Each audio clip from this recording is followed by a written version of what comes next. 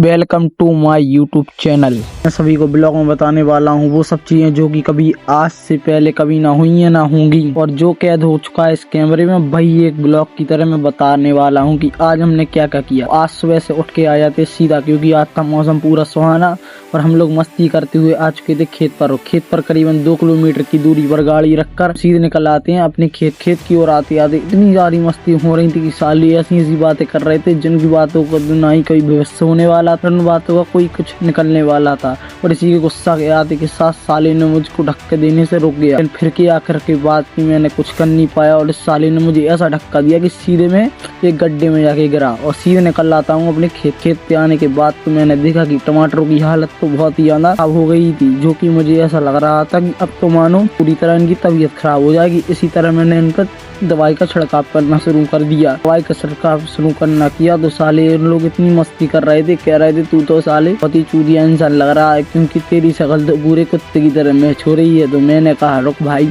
शक्ल ऐसी है लेकिन कल से मैं जिम जाऊंगा। और मैं आया तो शाम को अपनी जिम में खुद देर टाइम बिताने के तो हम, क्योंकि कई दिनों से जिम में नहीं आए तो हमारा मन भी हो रहा था जिम करने का। आज हम जिम कर लेते तो हमारे हाथ पैर दर्द करते। इसी के साथ सुबह हो जाती। सुबह के साथ हम 9:30 बजे आ जाते हैं अपनी अपाची को लेकर अपने कॉलेज में। और कॉलेज में कुछ आज ऐसे काम करने थे जिन काम को मुझे बहुत ही उम्मीद के साथ करने थे, क्योंकि आज था हमारा प्रैक्टिकल करीबन 10 बजे शुरू था। हम आ जाते हैं भैया की दुकान पर और यहाँ से लिखते हैं एक प्रैक्टिकल फाइल और उसमें लिखकर सीधे आए थे क्लास में। अभी तो कोई आया नहीं था तो हम लोग तो कर रहे थे थोड़ी सी मस्ती, लेकिन फिर भी क्लास में कोई बच्चा नहीं दिख रहा था। थोड़ी देर बाद बच्चे आना स्टार्ट हुए। बच्चों को देखते ही देखते हमारे मन में एक मस्ती जगी।